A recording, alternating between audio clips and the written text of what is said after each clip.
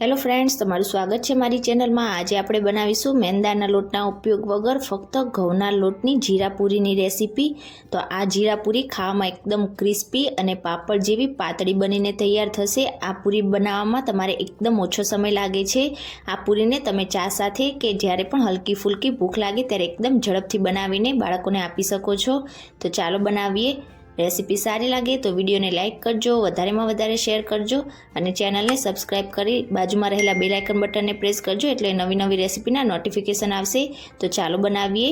તો હવે સૌથી પહેલાં તો આપણે ખાયણી લઈશું અને તેમાં 2 ટીસ્પૂન આખું જીરું ઉમેરીશું અને જીરાને આપણે અધકચરું વાટીને તૈયાર કરીશું। પૂરીમાં આપણે આખું જીરું નાખીએ તેના કરતાં આ રીતે આપણે અધકચરું વાટીને નાખીશું એટલે પૂરીમાં તેનો ફ્લેવર એકદમ સરસ લાગશે।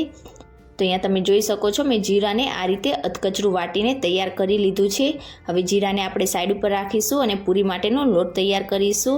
તો બાઉલમાં આપણે 1 કપ રોટલી માટેનો જે ઝીણો લોટ યુઝ કરતા હોઈએ છીએ તે ઘઉંનો લોટ ઉમેરીશું અને હવે તેમાં આપણે જે જીરું વાટીને તૈયાર કર્યું છે તે બધું જીરું ઉમેરી દઈશું। 1 ટીસ્પૂન કે પછી સ્વાદ પ્રમાણે મીઠું ઉમેરીશું। મોણ માટે હવે આપણે તેમાં 2 ટેબલસ્પૂન મેલ્ટેડ ઘી ઉમેરીશું। ઘીની જગ્યાએ તમે 2 ટેબલસ્પૂન જેટલું તેલ પણ ઉમેરી શકો છો, પણ આ રીતે આપણે ઘી ઉમેરશું એટલે પૂરી ખાવામાં એકદમ ખસ્તા અને ટેસ્ટી લાગશે। તો અહીંયા મેં 2 ટેબલસ્પૂન જેટલું આ રીતે મેલ્ટેડ ઘી ઉમેરી દીધું છે। હવે હાથની મદદથી આપણે મોણને લોટ સાથે એકદમ સરસ રીતે મિક્સ કરી લઈશું। આ પૂરીમાં બીજા કોઈ જ મસાલા આવતા નથી, એકદમ ઝડપથી આ પૂરી તૈયાર થઈ જાય છે તો પણ ખાવામાં એકદમ ટેસ્ટી એવી લાગશે। તમે એકવાર બનાવશો તો બાળકો વારંવાર આ પૂરી બનાવવાની જીદ કરશે। આ પૂરીને તમે ચા સાથે કે પછી હલકી ફૂલકી ભૂખ લાગે ત્યારે પણ ખાઈ શકો છો। તો આ રીતે મોણ એકદમ સરસ મિક્સ થઈ જાય એટલે હવે થોડું થોડું પાણી ઉમેરતા જઈશું અને આપણે કઠણ લોટ બાંધીને તૈયાર કરીશું। તો એકસાથે તમારે બધું પાણી નથી ઉમેરવાનું। આ પૂરીનો લોટ તમારે સોફ્ટ બિલકુલ પણ નથી બાંધવાનો।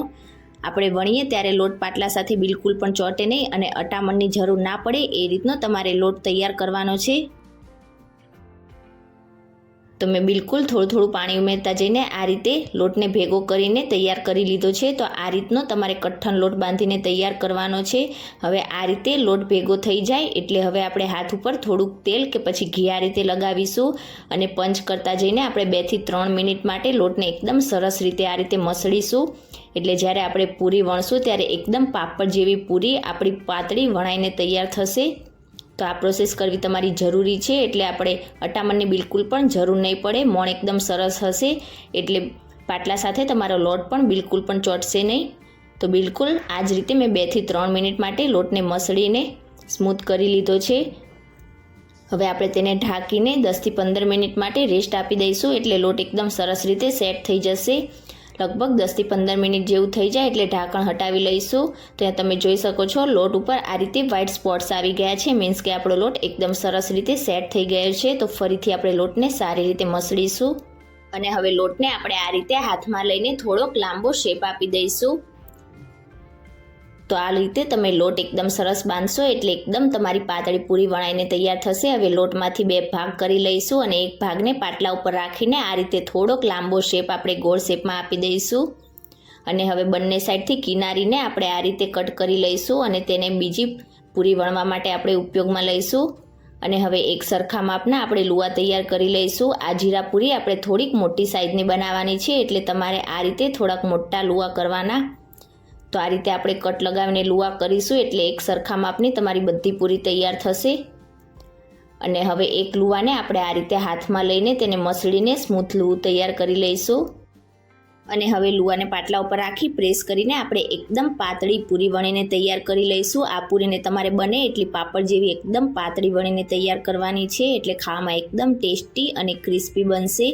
તો અહીંયા તમે જોઈ શકો છો મોણ આપણું એકદમ પરફેક્ટ હોવાના લીધે અને આપણે લોટને એકદમ સરસ રીતે મસળેલો તેના લીધે આપણે અટામણની બિલકુલ પણ જરૂર નથી પડતી અને લોટ આપણા પાટલા સાથે બિલકુલ પણ ચોંટતો નથી। તો આ રીતે એકદમ પાતળી તમે જોઈ શકો છો મેં પૂરી વણીને તૈયાર કરી લીધી છે। આ રીતે આપણે હાથમાં લઈએ તો આંગળી આપણી આરપાર દેખાય એ રીતની તમારે પાતળી પૂરી વણીને તૈયાર કરવાની છે।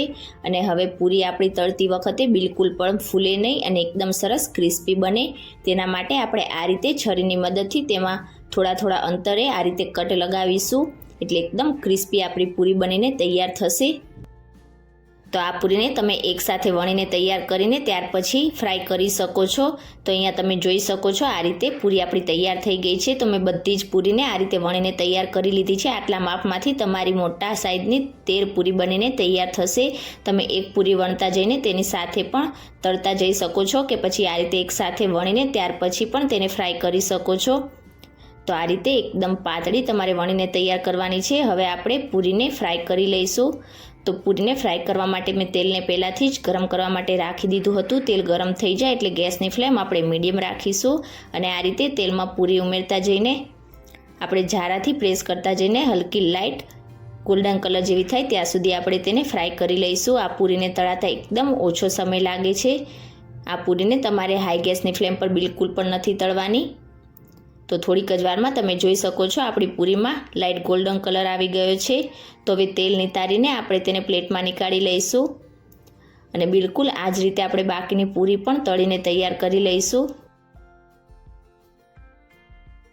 તો તમે ક્યારે આ રીતે એકદમ ઝડપથી બની જાય તેવી ટેસ્ટી અને ક્રિસ્પી પાપડ જેવી પાતળી જીરા પૂરી ના બનાવી હોય તો એકવાર આ રેસીપી જરૂરથી ટ્રાય કરજો। ચા સાથે આ પૂરી બહુ જ ટેસ્ટી એવી લાગશે। અને આજની મારી રેસીપી તમને કેવી લાગી મને કમેન્ટ કરીને ચોક્કસથી જણાવજો। રેસીપી સારી લાગી હોય તો વિડીયોને લાઇક કરજો, વધારેમાં વધારે શેર કરજો અને ચેનલને સબસ્ક્રાઈબ કરીને બાજુમાં રહેલા બેલ આઇકન બટનને પ્રેસ કરજો એટલે નવી નવી રેસીપીના નોટિફિકેશન આવશે। Thank you for watching.